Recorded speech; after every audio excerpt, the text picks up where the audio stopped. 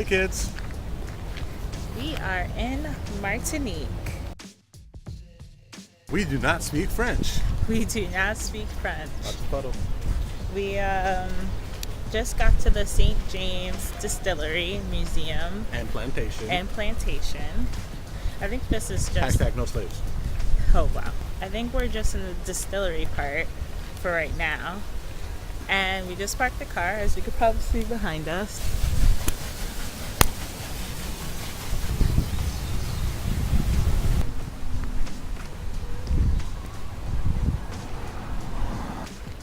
It is hot. I can't wait till the next time we go to Jamaica so I can go to the Appleton Distillery. Oh, yeah. And when we finally make it to Haiti, Bon Bagat. Bambakat.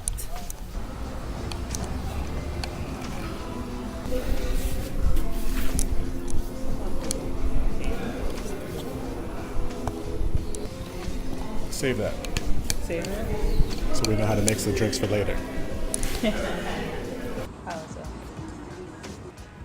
Come out, got the Cuvée Special.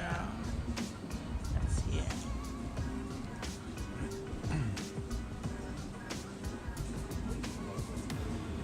He said it was good. I'm really close to your face, I feel. And I got the mojito.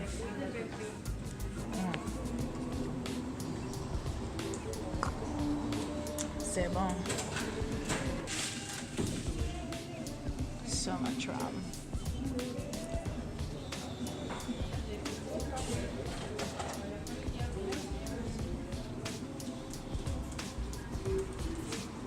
There's a lot going on.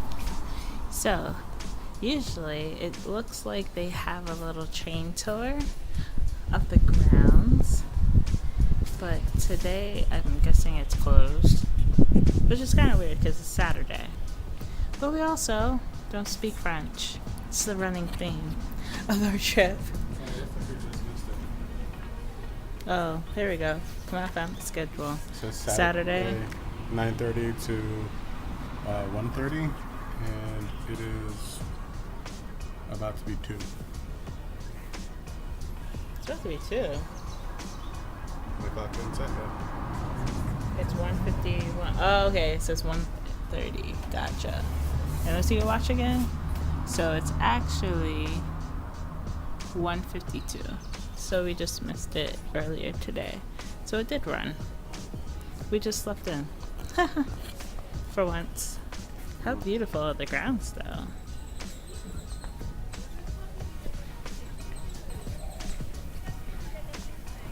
So pretty. The mansion of the distillation. See, we're learning French. Even though we didn't learn how to turn sugarcane into rum, which would have been fascinating to learn, we do get to see a lot of the grounds and a lot of the equipment that they have been using since the early 1700s. And we got to sample a few of their different rums and a few of their cocktails as well. However,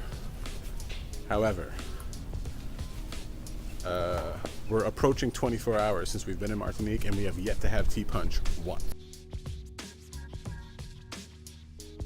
Ooh, right. This is a problem that we will be resolving soon. When we go to dinner or lunch, dinner, we'll probably have some tea punch with our meal. Many tea punch. Many tea punches indeed. This is some of the distillation equipment. Some of you homebrew fans must be wetting your pants right now a little bit.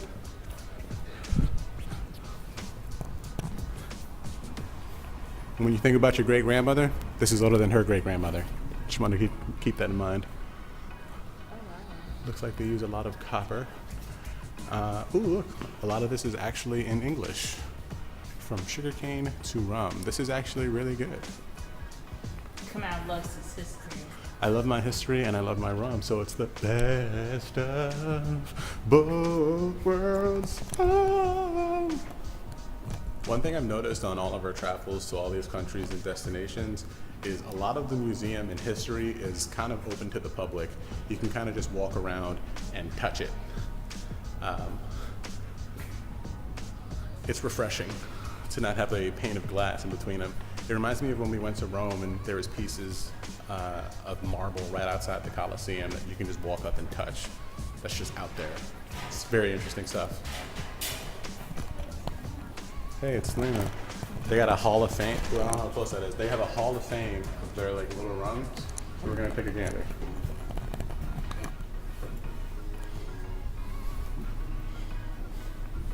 As you walk up the stairs here on this little self-guided tour, as you can see, they got the dates. This is from 76. This one's from 79. So on and so forth. That's the newest addition to the family, 18 years young. Don't be drinking underage liquor, kids. It doesn't taste as good. Look, for all you kids out there that need to know, in the Americas, British and Europeans have different ways of expressing alcohol content. The Europeans use percentage alcohol.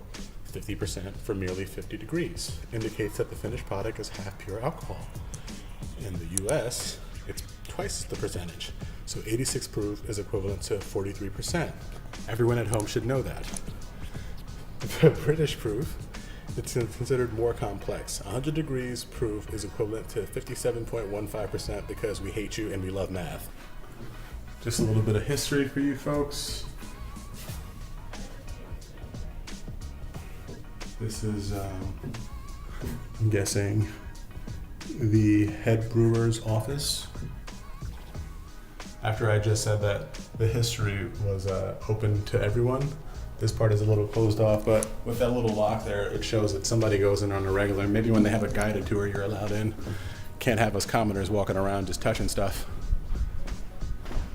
You can see the train tracks that are back there. That's part of the tour that we didn't get to go on. Apparently they have like audio stuff to go along with it, though I've heard that it's mostly in French, which makes sense since that's the common language here. And most of the people visiting, I've come to find out, either just really good at French or are French themselves. It's almost as if they're daring you to make your own rum because they think that you're not going to be able to make it as good because, you know, they got 400 or 500 years of experience. Like, yeah, here's the recipe and all of our massive equipment. Come see us.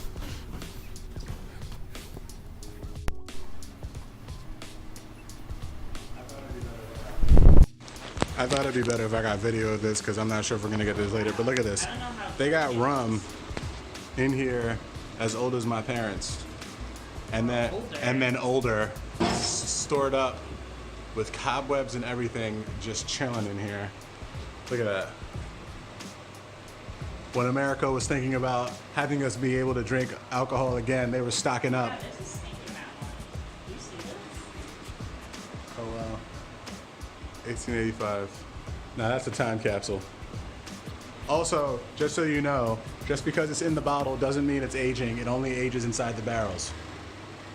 The part that's like most amazing to me though is you have bottles from potentially, because who knows, maybe, you know, they made that up.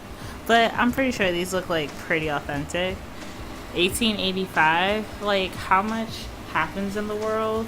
Like erosion and earthquakes and some of the labels. all the stuff, and they still have bottles. It's kind of crazy.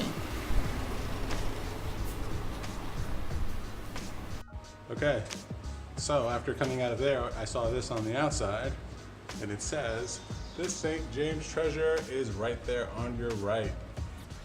Hundreds of years old. Hundreds." We hope you enjoyed our tour and tune in next week for more highlights about Martinique. Don't forget to subscribe.